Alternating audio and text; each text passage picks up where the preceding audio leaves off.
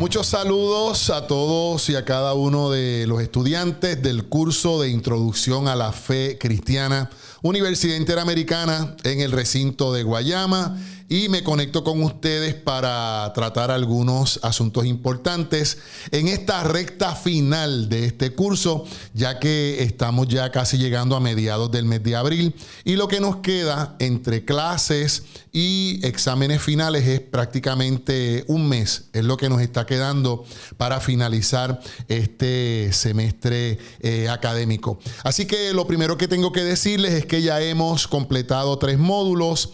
El examen 1, examen 2 ya está corregido, la nota está puesta en el registro de Interweb. Y quiero enfatizar en esto porque algunos estudiantes me han llamado que están buscando y no encuentran sus notas.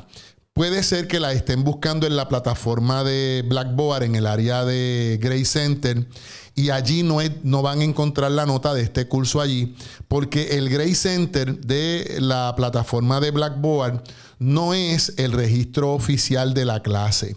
El registro oficial de la clase usted lo va a encontrar en la plataforma de Interweb, que cuando usted va a la página de la Universidad Interamericana, arriba hay como unos cuadritos y dice Blackboard, Interweb, correo electrónico. Pues usted va a entrar en Interweb, sigue las instrucciones allí de la cuenta y va a poder accesar no solamente las notas de esta clase, sino la de todos los cursos que usted esté llevando en este momento. Así que, dicho eso, si usted no puede ver sus notas en el Gray Center es porque yo no las coloco allí. Yo las pongo en la plataforma de Interweb, donde es el registro oficial de la clase. Así que ya tenemos examen 1 y 2, está corregido. Si usted busca en Interweb y no aparece una de esas notas, tiene que ser que yo no he recibido su examen todavía. Y en esta semana les voy a estar enviando a través de correo electrónico notificación a aquellos estudiantes que por alguna razón no me ha llegado alguno de sus estudiantes. No son muchos, son muy pocos, pero no obstante, ¿verdad? Sería importante que si usted ya hizo el examen, verifique en Interweb si está su nota, y si no, la probabilidad que existe es que no me llegó su examen. El examen número 3 está en proceso de calificación, así que ya dentro de algunos días también van a poder ir viendo la nota del examen número 3. Y nos preparamos para el examen número 4, que va a ser por ahí como que el día 11 al 18, por ahí aproximadamente del mes de abril, es que ya estamos finalizando las clases, así que por ahí en esa semana va a ser el examen final. Pero antes yo les voy a estar dando un repaso del examen para que puedan completarlo. Hoy quiero compartir con ustedes, además de darles esa actualización del curso, quiero compartir los temas que encuentran en el módulo 4, en el área de Adquiere. Allí van a encontrar unas presentaciones que tienen que ver con el ecumenismo, y quiero hablar un poco en esta presentación sobre el ecumenismo. ¿A qué nos referimos? ¿De qué hablamos? Y hoy voy a tomar esas 2 presentaciones que tienen que ver con el ecumenismo y el diálogo interreligioso y se las voy a resumir en esta presentación. Así que para beneficio de los que ya han ido viendo las presentaciones que van a encontrar allí en el área de Adquiere y que tienen que ver con el tema del ecumenismo, les voy a dar un resumen de las 2 presentaciones, la que se llama ecumenismo y la que se llama ecumenismo versus diálogo religioso. Y lo primero que voy a decir es que ese concepto, ese término ecumenismo, es un concepto que proviene tanto del latín como del griego, y en la cultura greco-romana se refería a la totalidad de las tierras conquistadas por el Imperio Romano. Llegó un momento determinado donde Roma conquistó todo el mundo conocido, y a ese imperio conocido, a esa casa que ellos llamaban Roma, pues se le llamaba, ¿verdad?, el oikomene, que era, ¿verdad?, el concepto de donde sale nuestra palabra ecumenismo. Así que es una palabra que viene del griego, viene del latín, habla de la plenitud de toda la tierra conquistada por los pueblos romanos, y que posteriormente la iglesia, ¿verdad? El concepto de la iglesia convirtió ese concepto, debo decir, en un concepto que habla sobre la unidad de los creyentes. Así que, en principio, ecumenismo es un concepto que hablaba sobre las conquistas del Imperio Greco-Romano, pero que posteriormente con el tiempo fue hablándonos de la tendencia o del movimiento que busca la restauración de la unidad de los cristianos. ¿Y por qué decimos esto? Mire, una de las tradiciones religiosas más fragmentadas del mundo es el cristianismo. Tenemos que, ¿verdad?, verlo como una realidad, y es que el cristianismo está altamente fragmentado, dividido. Y el ecumenismo lo que pretende es, de alguna manera, conseguir algún tipo de unidad entre las distintas confesiones religiosas cristianas. Por lo tanto, cuando nosotros hablamos hoy de ecumenismo, estamos hablando de ese concepto que lo que busca es el entendimiento entre las confesiones religiosas, específicamente la iglesia cristiana. Así que interesante, ¿verdad?, lo que busca el concepto del ecumenismo. En muchas esferas religiosas, el ecumenismo se ve como un concepto negativo. Incluso hay sectores más radicales, más ortodoxos del cristianismo, que dicen que el ecumenismo es un movimiento diabólico, que por ahí es que va a venir el anticristo, pero nada más alejado de la realidad que eso, porque lo que persigue el ecumenismo es que las iglesias cristianas puedan tener algún tipo de entendimiento en la práctica. Y voy a explicar eso. El ecumenismo no pretende que todas las iglesias se unan en una sola iglesia. No es eso. El ecumenismo respeta la diversidad. El ecumenismo respeta las diferencias, ¿verdad?, teológicas, de práctica, de dogma que hay en las distintas confesiones religiosas cristianas. Pero, por otra parte, el ecumenismo lo que plantea es que, independientemente de nuestras diferencias, en el cristianismo hay un sinnúmero de elementos comunes que nos unen. Pues lo que el ecumenismo busca es que esos elementos que nos unen, esos elementos que son comunes en las distintas tradiciones religiosas del cristianismo, pues puedan servir como base para que la iglesia cristiana pueda unirse con algunos fines comunes. Imagínese usted que en países donde, en países donde el cristianismo es la religión predominante, los cristianos se unieran para exigirle al gobierno, para exigirle a las instituciones sociales, ¿verdad?, ciertas cosas que procuraran el bienestar de la sociedad en general. Pues eso es una voz muy poderosa. Por lo tanto, ese es un pequeño ejemplo de lo que persigue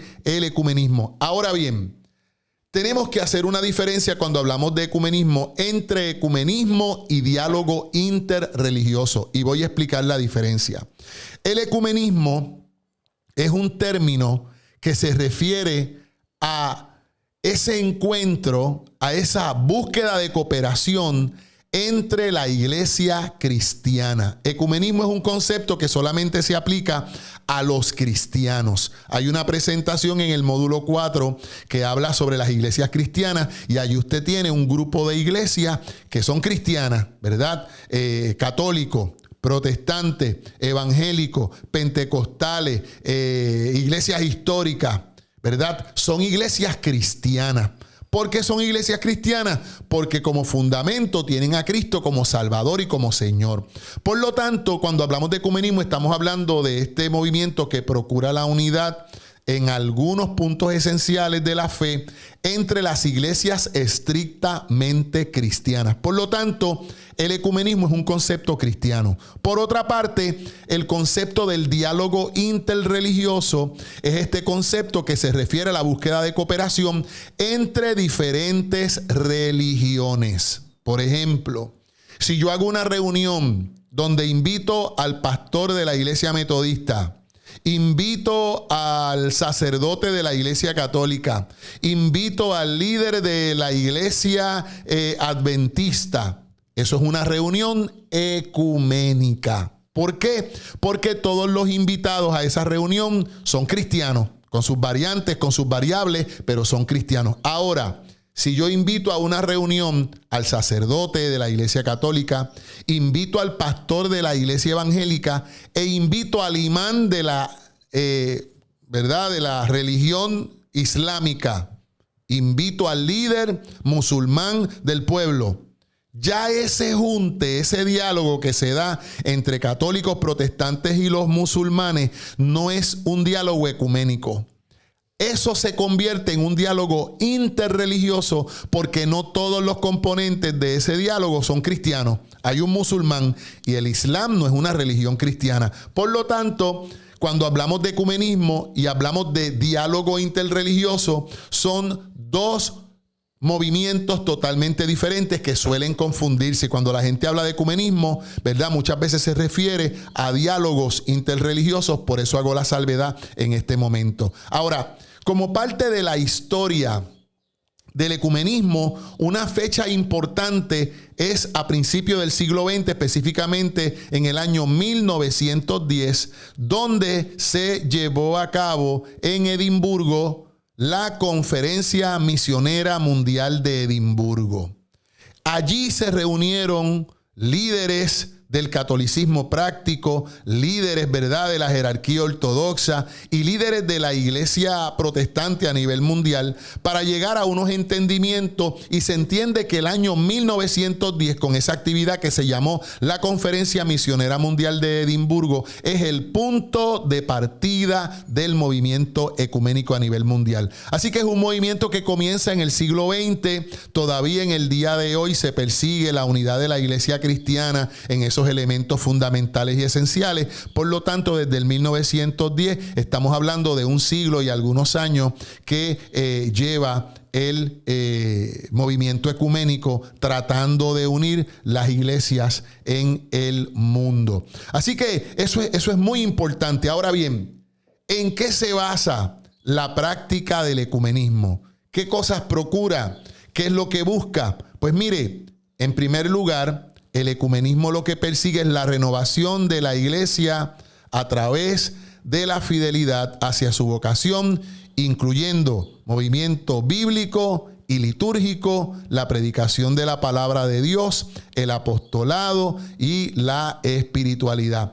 Todas las iglesias cristianas, eso es lo que persiguen. Ahí hay un fin común. Por lo tanto, ahí encontramos, ¿verdad?, que hay un principio importante. Otra cosa que busca el ecumenismo es que los cristianos experimenten la conversión interior. Que haya oración unánime. Estamos hablando de oración colectiva, que nos podamos reunir para orar. Y el conocimiento mutuo de las distintas iglesias, porque conociendo mejor las iglesias que tenemos a nuestro alrededor, específicamente las iglesias cristianas, lograremos, ¿verdad?, entendiendo sus prácticas de fe, podremos llegar a un entendimiento y lograr el respeto religioso que tanto anhelamos dentro, ¿verdad?, del movimiento ecuménico. Por lo tanto, cuando nosotros hablamos de esos encuentros ecuménicos, básicamente esto es parte de lo que buscan. Algunos encuentros ecuménicos, o debo decir acuerdos, algunos acuerdos ecuménicos importantes en el día de hoy. Quiero mencionar dos de ellos. El primero es el acuerdo sobre el matrimonio. No importa en la iglesia cristiana que usted se case, ese matrimonio tiene vigencia y verdad delante de la presencia de Dios, es totalmente válido. Claro, en Puerto Rico como en Estados Unidos, el matrimonio, cuando lo celebra un sacerdote, cuando lo celebra un reverendo, un pastor, pues tiene que ser inscrito en los departamentos de Estado. Por lo tanto, es un trabajo cuasi judicial el que hace el pastor, el que hace el sacerdote cuando casa a una persona. Y allí quien valida ese matrimonio es el Estado. Pero en los países donde no es así y es la iglesia quien los valida, pues se valida el matrimonio de las distintas iglesias cristiana. Una persona que se casa en la iglesia católica, una persona que se casa en la iglesia protestante, tiene el mismo valor y el mismo significado delante de la iglesia y delante de Dios, porque es un acuerdo ecuménico. El otro acuerdo ecuménico que me parece muy importante y que quiero compartir con ustedes es el del bautismo. Mire, no todas las iglesias protestantes evangélicas bautizan infantes, niños menores de 12 años, ¿verdad? Bebés. Pues mire, hay iglesias evangélicas que lo hacen, no es solamente la iglesia católica. Por ejemplo, mi iglesia, la iglesia en la cual yo persevero y tengo el honor inmerecido de ser ministro, pues mire, bautizamos infantes. Y oiga, uno de los acuerdos ecuménicos que se logró, y es que si una persona se bautiza en la iglesia católica y otra se bautiza en la iglesia protestante, ese bautismo tiene el mismo valor. ¿Cómo podemos ver eso? Por ejemplo, le voy a dar un ejemplo que a mí me ha pasado. Cuando una persona se va a casar en la iglesia católica, una de las exigencias que tiene el ritual del matrimonio católico, que es un sacramento para ellos, pues es que la persona tiene que haber hecho la primera comunión, tiene que haber hecho la comunión, tiene que haber pasado por una serie de pasos, el bautismo, claro está. Y si usted no tiene esos pasos, pues para casarse en la iglesia católica tiene que cumplir con ese requisito. Ahora, una persona que fue bautizada en la iglesia metodista llega a la iglesia católica para casarse, que es algo que sucede frecuentemente en Puerto Rico.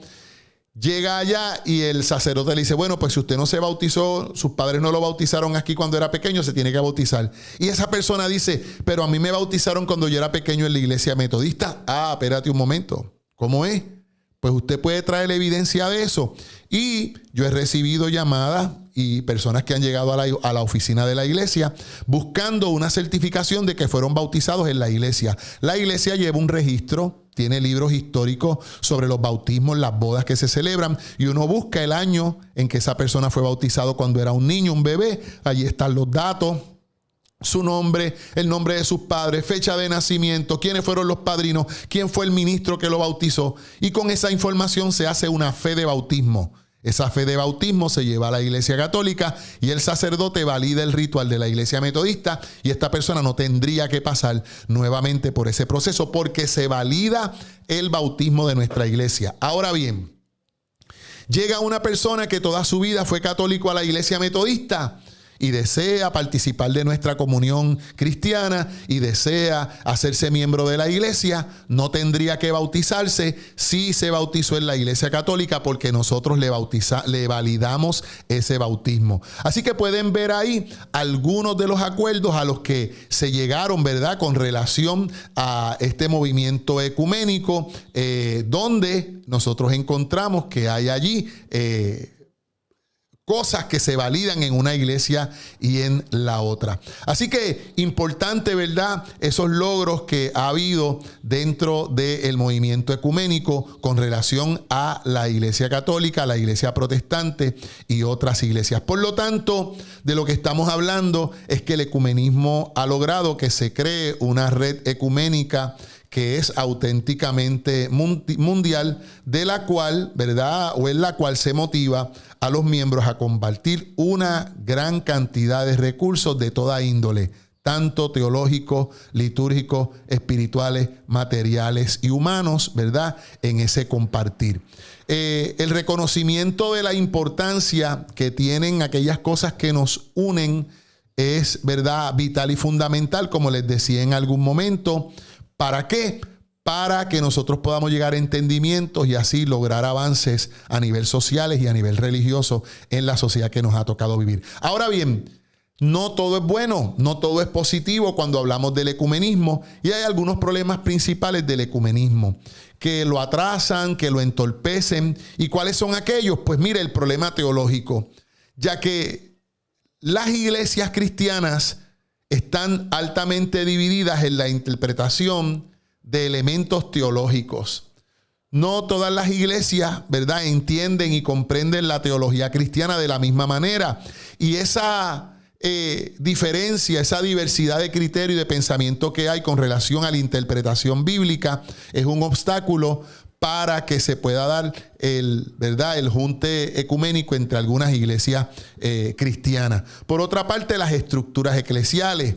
Cada iglesia tiene una estructura, un gobierno diferente. Hay iglesias con gobiernos episcopales, hay iglesias con gobiernos congregacionales, y aunque parecería, ¿verdad?, una simpleza, es un problema tremendo el que se confronta a la hora de buscar la unidad de la iglesia por las estructuras eclesiásticas, por los tipos de gobierno, ¿verdad?, que hay en las distintas iglesias, porque no todas se gobiernan de la misma manera.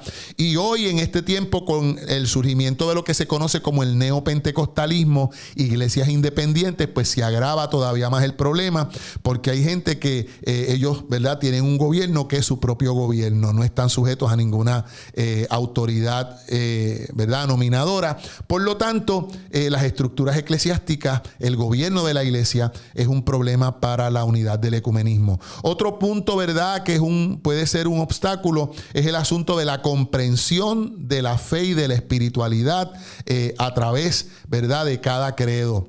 La pastoral, la diferencia que hay en las maneras en que se llevan a cabo las distintas pastorales también son motivo de algún tipo de problema u obstáculo para el movimiento ecuménico.